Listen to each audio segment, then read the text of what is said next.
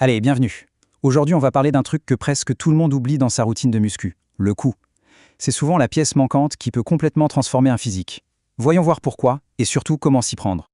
Regardez bien ça, c'est le même corps, le même visage, mais ajoutez juste un peu d'épaisseur au cou et l'impact visuel est immédiat. On passe d'une apparence athlétique, disons, standard, à une présence qui impose le respect. Franchement, c'est la différence entre avoir l'air en forme et avoir l'air puissant. Et voilà, on met le doigt sur le cœur du problème. Pensez-y, on passe un temps fou sur les pecs, le dos, les bras, les jambes, mais le cou, il est quasiment toujours le grand oublié du programme. Et pourtant, c'est ce muscle qui peut changer toute la perception de la silhouette.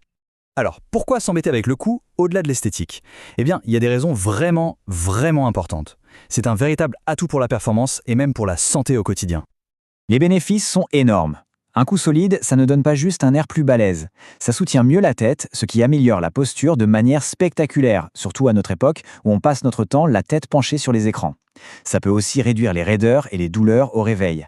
Et pour ceux qui font des sports de contact comme la boxe ou le rugby, c'est une véritable armure naturelle qui aide à encaisser les chocs.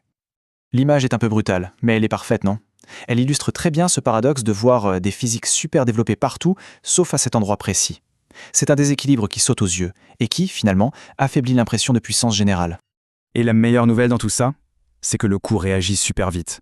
Comme c'est un muscle qui n'est quasiment jamais sollicité dans la vie de tous les jours, dès qu'on commence à le travailler de manière ciblée, les résultats apparaissent très rapidement. C'est vraiment l'un des rares groupes musculaires où on peut voir une progression bluffante en seulement quelques mois.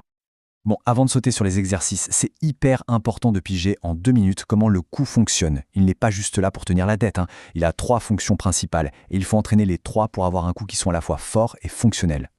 Alors, on a d'abord la flexion avant. C'est le mouvement pour dire oui avec la tête. Ça engage les muscles à l'avant du cou. Ensuite, la flexion arrière, quand on regarde vers le haut.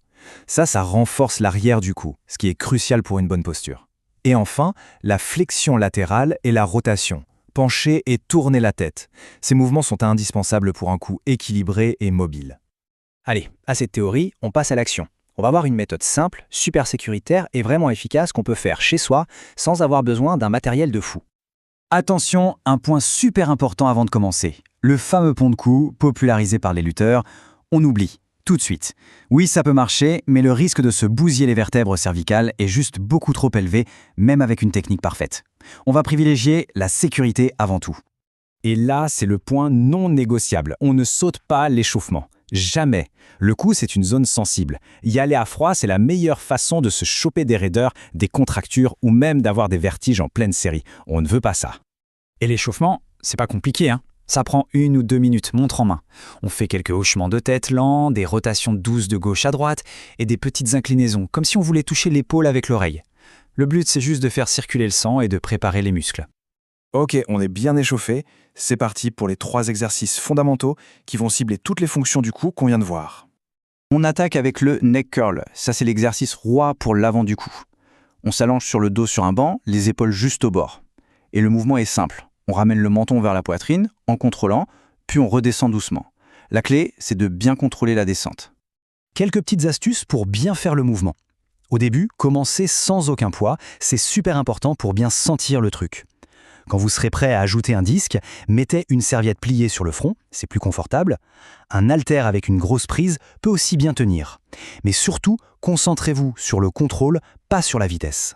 Maintenant, on s'occupe de l'arrière du cou avec les extensions. On se met sur le ventre sur un banc, la tête dans le vide. On laisse doucement la tête descendre pour sentir un étirement, puis on la remonte jusqu'à ce qu'elle soit dans l'alignement du corps. Attention à un truc, on ne va pas en hyperextension. Le but n'est pas de regarder le plafond, mais de revenir en position neutre.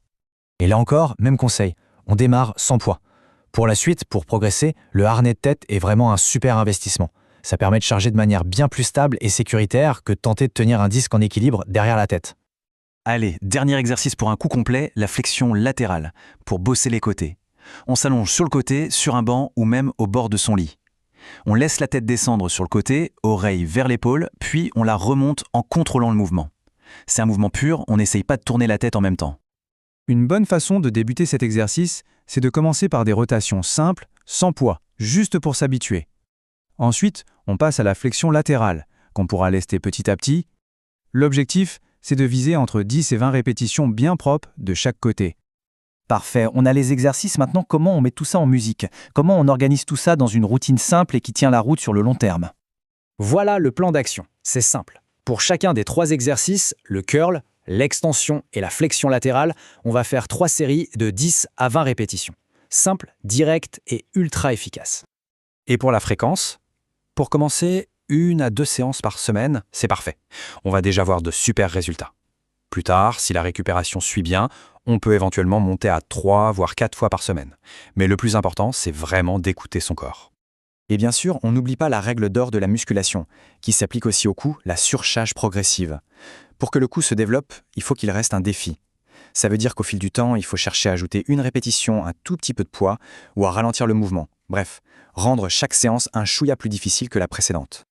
Et pour finir, une petite réflexion. Le cou, c'est peut-être le muscle le plus visible d'un physique et pourtant c'est le plus souvent ignoré. Ça fait réfléchir, non?